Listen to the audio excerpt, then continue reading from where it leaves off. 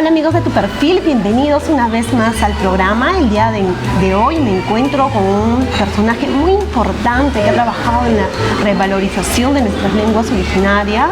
Ella es traductora, intérprete y bueno, una profesora muy conocida aquí en la ciudad, en la región de Tacna, nuestra profesora Estela Gamero. Profesora Estela, ¿cómo está? Profesora Estela Cecilia Gamero, ¿verdad?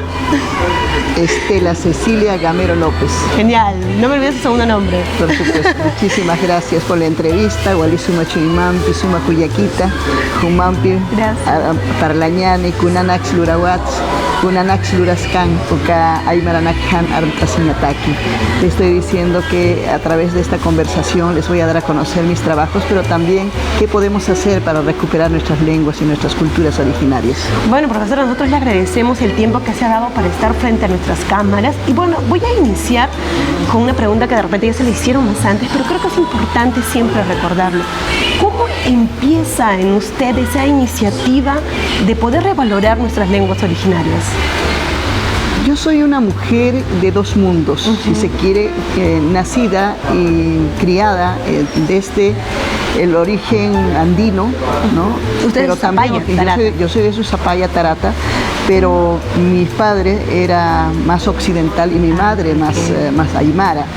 Entonces, este hecho de vivir entre dos culturas, entre dos mundos tan diferentes, en la que el racismo era tan fuerte, pues vivir con una abuelita que tenía un poco de temor de hablar de nuestra cultura, porque ella era Raquel Nieto Vega, era más occidental, entonces claro, no permitía que nosotros pudiéramos regresar a nuestra tierra, porque la interferencia lingüística era muy grande, o sea, bastaba que me hablaran y yo empezaba a hablar en aymara. Entonces es por eso que tratan de protegerme a mí y decir que no hable el aymara y no viaje a mi pueblo, ¿no? Entonces a la edad de 6 años más o menos yo salgo de mi pueblo, tuve que viajar, me llevaron a Barranco, en Lima, para que aprendiera bien el castellano y posteriormente regresar y estudiar en el Colegio Niña María, ¿no? De lo que yo estudié toda mi primaria y toda mi secundaria. Pero siempre estaba en mí esa frustración que tienes cuando tú quieres hablar en voz alta y decir, mi cultura es linda, mis danzas, mi música es hermosa, pero cuando alguien te dice, no, porque si tú hablas te van a decir india, te van a decir chola, tú no puedes hablar esto. Entonces era un reto para mí y se dio la oportunidad, ¿no? Siendo ya estudiante de pedagogía, siempre era bromista, y en ese tiempo pues el presidente Juan Velasco Alvarado da ciertas leyes y dice, vamos a recuperar nuestras lenguas originarias. Fue uno de los primeros, y estando yo en segundo año de normal, dice, falta una profesora, un profesor que enseñe aymara. Y como siempre me gusta decirle, Gilata, Camisaraki a los hermanos, me dice, Estelita, tú tendrás 20 y podrías enseñar aymara. Y es así como empiezo a enseñar aymara sin saber nada de lingüística, ni nada, ni siquiera la gramática. De forma empírica, ¿no? Sí, y espontánea a través de canciones, ¿no? En ese tiempo, por ejemplo, las canciones de moda estaba el Panti Panti, el Panti Panti es una pancara. Entonces yo enseñaba a los jóvenes estudiantes, y también armamos una obra de teatro muy hermosa. ¡Qué lindo! Y así empezamos nosotros a trabajar esa recuperación, y empecé a escribir en aymara, o sea, poemas en aymara, canciones en aymara, poemas porque yo quería que nadie descubriera a lo mejor mis sentimientos más profundos, ¿no? Inclusive de enamoramiento, claro, ¿no? Pero claro, tú lo tenías en tu lengua que tú sola entendías. Ajá. Profesora, y antes de seguir continuando con la entrevista, el tema de la discriminación porque hablas aymara o porque hablas o el quechua o algún otro idioma originario de tu pueblo, desde hace mucho tiempo ha sido un tema de rechazo de repente, ¿no? Y bueno, continúa actualmente, ¿no? Quizás poco menos, pero continúa. ¿Cómo era en ese momento cuando usted empezaba a trazar estos proyectos que ahora tiene, ese tema de la discriminación? nosotros hemos vivido en este mundo de discriminación mucho más fuerte. Aquellos que teníamos padre, por ejemplo, en mi caso occidental, que era inclusive socio del Club Unión, ¿no? Y una madre aymara. Entonces era muy fuerte porque las dos familias no se podían ver, las familias. Entonces había, inclusive en las instituciones educativas, había un bullying único porque decía, tú apellidas Quispe, tú apellidas Mamani, inclusive el profesor Mamani, recuerdo, excelente profesor, pero siempre lo miraban así con cierto recelo. Entonces el racismo fue tan fuerte que cuando yo empiezo a escribir y a dar a conocer mis poemas, inclusive los periodistas me decían, Estelita, tú escribes muy bonito, pero trata de escribirlo solo en castellano porque incomodas a las otras personas, ¿no? Cuando tú declamas un poema en aymara, mírales la cara a los demás. Es como si les diera vergüenza, como también hubiese una autocrítica y decir cómo yo quisiera saber, pero tampoco lo sé. Entonces, la discriminación actualmente ha disminuido, pero sigue, hay no tanto una discriminación ahora, sino hay una autonegación, porque antes había una discriminación de decir este indio, este cholo. Ahora el rol ha cambiado eso. Yo, como aymara hablante, como quechua hablante, digo, no, me tengo que cambiar de apellido. Yo no tengo que ser, porque es una autonegación, decir, tengo que ocultar mis raíces. Por eso cuando le preguntas de dónde eres, a lo mejor es de Puno, de un hermano de Puno. No, yo soy de Arequipa, o soy de tal sitio, soy tan niño, ¿no? Entonces tenemos vergüenza de decir de dónde somos. A mí también me pasó eso. Cuando alguien me preguntaba, inclusive si ustedes se dan cuenta, en mi DNI hasta ahora dice Tacna, pero yo ya corregí y dice Susapaya. Mi padre, para que yo no sufriera esa discriminación en la institución educativa en la que yo estaba, él me registró en mi DNI como nacida en Tacna, Tacna, Tacna, ¿no? Entonces, imagínate, los padres trataban de protegernos, de cuidarnos a nosotros. Pero es muy fuerte y creo que eso tenemos que revertir cuando los niños, ahora en las instituciones educativas, ya no, los padres de familia tratan de impedir este aprendizaje, ¿no? Sí, bueno, definitivamente, ¿no? Tanto era que, bueno, también yo he escuchado en muchos comentarios por ahí que me llegaron que en las mismas instituciones educativas de ese momento, hace entonces, en la sierra, donde los niños hablaban su idioma natural, con el que habían nacido, como que les cortaban ese aprendizaje para que aprendan el castellano, ¿no? En Puno, en Cusco y en otras regiones han contado con mucho presupuesto, pero no han sabido aprovechar este presupuesto porque las ONGs, inclusive el Estado, trató de recuperar, no solo recuperar, sino promover ese fortalecimiento. Pero actualmente, por ejemplo, el gobierno y el gobierno y la Dirección Regional de Educación tiene una meta, una propuesta, un proyecto de recuperación de lenguas. Tenemos la ley de lenguas, tenemos no solo el convenio 169, tenemos las leyes, la Constitución. Entonces creo que tenemos las herramientas y tenemos ya algo que a nosotros nos apoya para que esto pueda hacerse una realidad, ¿no? Y bueno, mira, ahora en nuestra mesa nosotros tenemos solamente seis libros, porque usted tiene muchos más y nosotros el día en la foto ya la van a ver seguramente. ¿Cómo empieza el tema de la edición de libros conjuntamente con el idioma aymara? Yo enseñaba aymara, ¿no? Enseñaba aymara y tenía unas separatas en aymara. Pero este reconocimiento, yo me presenté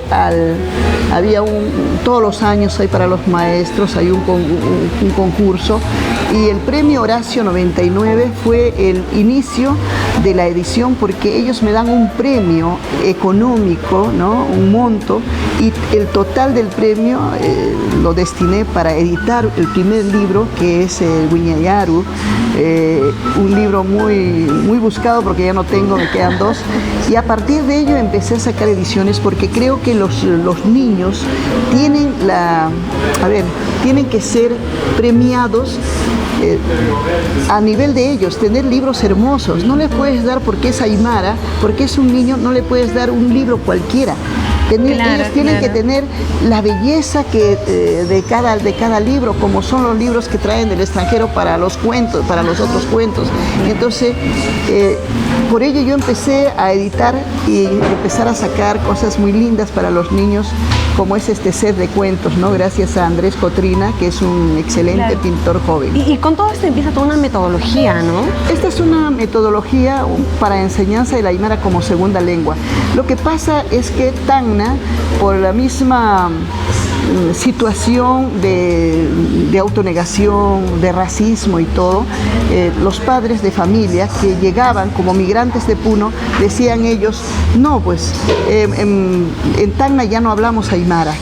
Y poco a poco las generaciones han ido olvidando, pero ahora para volver a encantar, volver a enamorar, volver a decir que nuestra lengua, nuestra cultura es hermosa, es bella, lo tenemos que hacer a través de nuestros libros.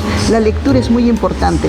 Este tiene una característica, son narrados en castellano, pero el diálogo es en aymara, tal es que tenemos diálogos y tenemos la traducción en la parte de abajo, ¿no? Mira, Entonces, sí, de verdad, cuando tuve la oportunidad de hojear este material, es muy interesante porque no solamente tiene la viveza de los colores que todos los niños generalmente buscan, ¿no? Sino que también con ellos está conjugado todo el idioma, algunas palabras en aymara, frases y todo esto. Me encanta, me encanta. Sí.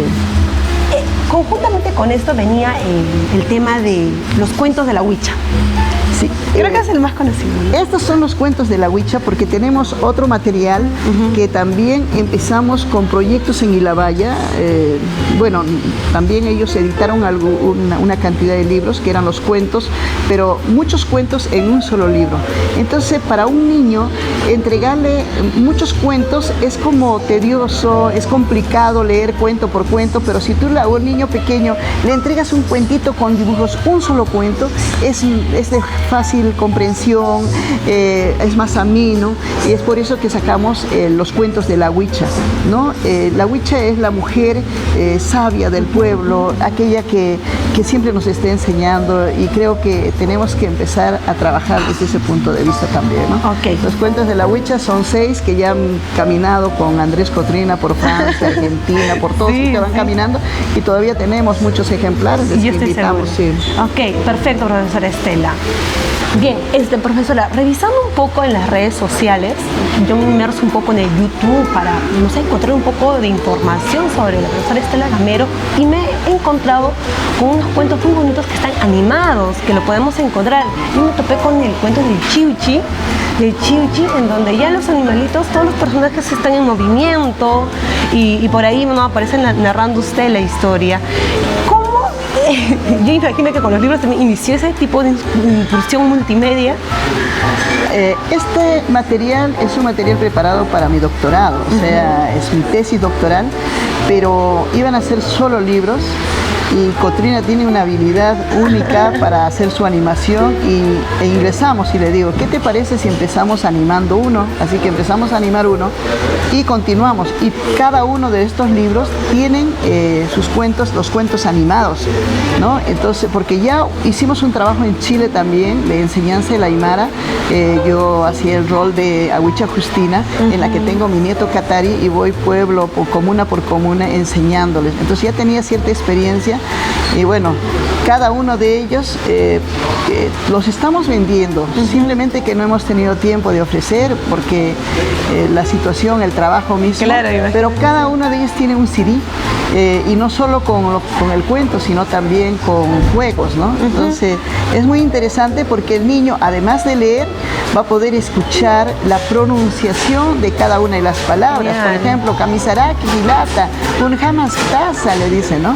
Entonces el niño va a poder escuchar y sabe, si lee va a decir, bueno, ¿qué dirá? ¿Cómo lo dice? Pero cuando está animado vamos narrando, ¿no? Y decía, entonces se encontró el zorro con el Chiuchipisala, ¿no? Se encontraron y le dijo, Hilata, Punjamas Taza. Entonces yo estoy narrando, estoy tratando de darle la voz, pero más adelante ya tenemos otro proyecto. Andrés está armando otro proyecto en la que tendremos la participación de niños también, para que ellos puedan, sí, porque tenemos muchos niños. Hace un momento usted escogió exactamente esta imagen, porque le gustaba mucho. ¿Por qué le gusta mucho esta imagen? En primer lugar, me encantan los colores. Actualmente el mundo está muriendo lentamente por la contaminación y todo.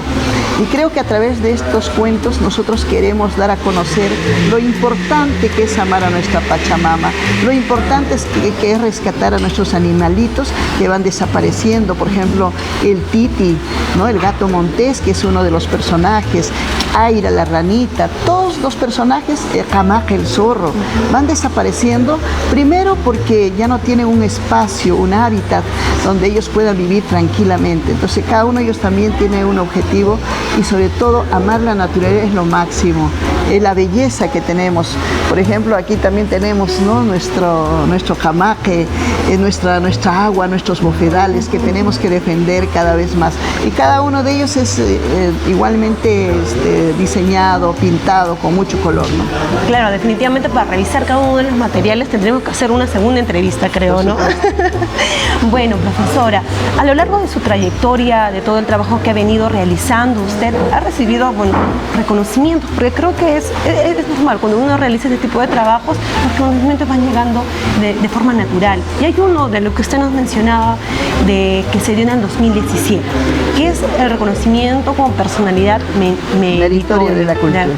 Cuéntenos cómo fue ese reconocimiento ese año. Agradecer a Isaac Paucar y al Ministerio de Cultura, porque fue el que me llamó por teléfono y me dice, mire, esta oportunidad, presenta tus papeles. Entonces él envió toda mi documentación y evaluaron a nivel nacional. Creo que el hecho de que este reconocimiento llegara a mi persona no solo es para mí, porque hay muchas personas que realizan este mismo trabajo. Al igual que yo, tenemos gente que ha ido caminando con su propio presupuesto, que estamos involucrados en esto. Tenemos, por ejemplo, muchos traductores e intérpretes oficiales del Ministerio de Cultura. Actualmente yo soy traductora e intérprete oficial del Ministerio de Cultura, evaluadora del CINEACE, mediadora intercultural, porque siempre estamos tratando de capacitarnos, tratando de buscar nuevas formas de recuperar nuestra lengua, pero con mucho amor, mucho cariño hacia lo que nuestros ancestros nos han legado, pero que la juventud a veces todavía no entiende por esta tecnología. Entonces tenemos que también estar acorde a ellos, a las necesidades, aquello que les llama la atención. Por ejemplo, en la mañana yo les enseñaba una canción a los maestros que siguen el curso de Aymara en la institución en la que yo dirijo, que es Ciudad Quechumari. Yo les decía, por ejemplo, enseñar los números.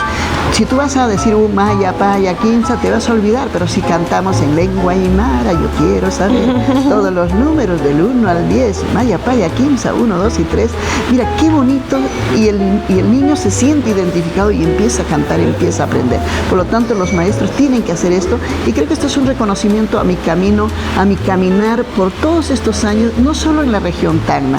Hemos tenido convenio con la Universidad José Carlos Mariátegui, y el primer proyecto que presento es una segunda especialidad en educación intercultural bilingüe, una maestría en educación intercultural bilingüe. Yo he recorrido toda la zona, no solo región Tacna, Moquegua, Puno, Cusco, Puerto Maldonado, Arequipa, donde no he llegado, Tambobamba, Cotabambas, ¿no? Entonces he ido tratando de motivar a los profesores para que ellos no se olviden, para que ellos enseñen, y sobre todo en Cusco, que es tan linda, tan hermosa, la actuación y la participación de los niños que hablan totalmente en quechua fue emocionante, ¿no? Entonces eso ha sido un reto, y creo que ese es el premio que estamos recibiendo como evaluadores también del CINEACE a nivel nacional, porque estamos certificando como servidores bilingües, traductores, intérpretes, mediadores interculturales a nivel nacional, y caminar con el poco presupuesto que tenemos, porque es autofinanciado, es muy difícil.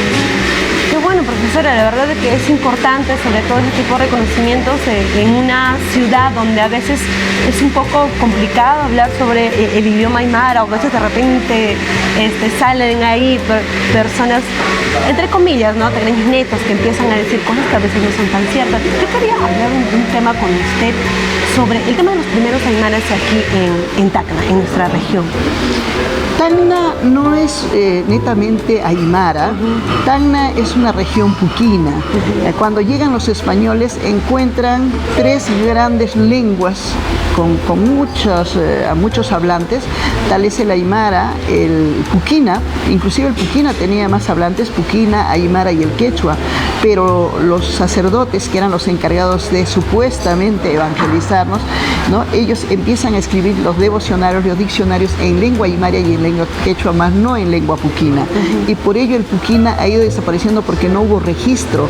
Entonces, pero sin embargo, en la región Tacna tenemos dos espacios muy marcados. Una que es Tarata, Candarave, Jorge Basadre, Groma. Inclusive la guerra con Chile fue una limitante para nosotros, un decir, no tienes cultura, no tienes lengua, porque Tacna prácticamente se queda en manos de los italianos, pero también en manos de los chilenos, ¿no? Entonces los peruanos tienen que emigrar, tienen que salir de Tacna y se queda muy poco de aquello que era nuestro, de aquello que todavía queda, y ellos se han ido a vivir en Tarata, Candarave, donde se encuentra todavía esta variante lingüística que es la variante puquina. Entonces, y no hay estudios, no hay inversión para que se pueda recuperar. Tenemos la ley de lenguas, pero tenemos que de alguna manera sensibilizar al gobierno, a los gobiernos regional, en primer lugar, gobiernos locales, porque si no tenemos un presupuesto para recuperar nuestra variante lingüística, van a pasar unos cuantos años porque son solo los abuelitos los que hablan, entonces va a desaparecer. Entonces la migración es muy fuerte en Tacna. La variante lingüística sureña de los hermanos de Puno es en gran cantidad, son la mayoría, pero esa cantidad mínima que todavía existe, tenemos que lograr de que no se pierda, que siga siendo, porque es nuestra identidad, nuestro amor a nuestra región. Nadie dice que hay un aymara mejor que el otro, simplemente diferente con sus variantes, porque nosotros somos más de costa, los otros son más de altura. Entonces creo que es un reto que tenemos nosotros como personas, primero como tacneños, ancestrales, de descendencia ancestral, que todavía hablan el puquina, pero los que vienen ya son tacneños, entonces también tenemos que unir fuerzas para sacar adelante esto, ¿no? Definitivamente, y ojalá que se pueda concretar este tipo de proyectos. Profesor Estela, ya para ir cerrando esta parte de la entrevista, bueno, vamos a hablar de lo que usted actualmente está haciendo. Usted es autoridad, es teniente alcaldesa de la Municipalidad Distrital de Calama, y nos estaba contando de algunas ordenanzas que había implementado en favor de todo nuestro conocimiento ancestral. Por favor, cuéntenos, detállenos grandes rasgos en qué ha consistido todo ello. Es una necesidad. Cuando uno llega a tener algún cargo, creo que es una responsabilidad en primer lugar de reconocer lo que nuestra comunidad tiene y cómo darle el valor agregado a aquello que a veces es minimizado. Por eso hablamos un poco de autonegación. Yo mismo digo, no, esto no sirve, no, ¿para qué yo voy a hilar? ¿Para qué voy a tejer? ¿Para qué voy a hablar? Si todo el mundo, nadie me va a valorar. Pero creo que tenemos que empezar nosotros, como ya parte de las autoridades que están allí, empezar a buscar formas de recuperar esos saberes ancestrales. Es por ello que todos los regidores, inclusive incluyendo al alcalde, la primera ordenanza municipal que se aprobó fue la revitalización de lenguas y culturas originarias, en este caso el aymara. Inclusive trabajamos con el Ministerio de Cultura un encuentro generacional, Suma Jacaña, que es el buen vivir, en la que hilaron, tejieron, y los jóvenes, los niños aprendieron, y ahora nos están pidiendo. Pero no solo eso, acabo de presentar más ordenanzas municipales. El arte es muy importante, el arte intercultural también es muy importante. Entonces, ¿cómo fortalecer, recuperar el arte en por ahora en nuestro distrito, pero creo que debería ser a nivel regional, ¿no? Darle ese valor a la cultura viva de los pueblos. Y la última ordenanza que hace 3 días la presenté fue lo que es primicia, lo que es educación comunitaria. ¿Qué quiere decir con educación comunitaria? Nosotros hemos trabajado en la zona norte de Chile con educadores ancestrales, en las que los íbamos capacitando, que es lo mismo que nosotros queremos ahora, que son educadores comunitarios. Identificar a los sabios, a las mujeres que tienen conocimientos ancestrales de cómo curar con una hierba, que saben cocinar, por ejemplo, qué alimentos nutritivos que no atenten contra nuestra salud saben preparar, que no utilicen tanto arroz, fideos, sino nuestros productos.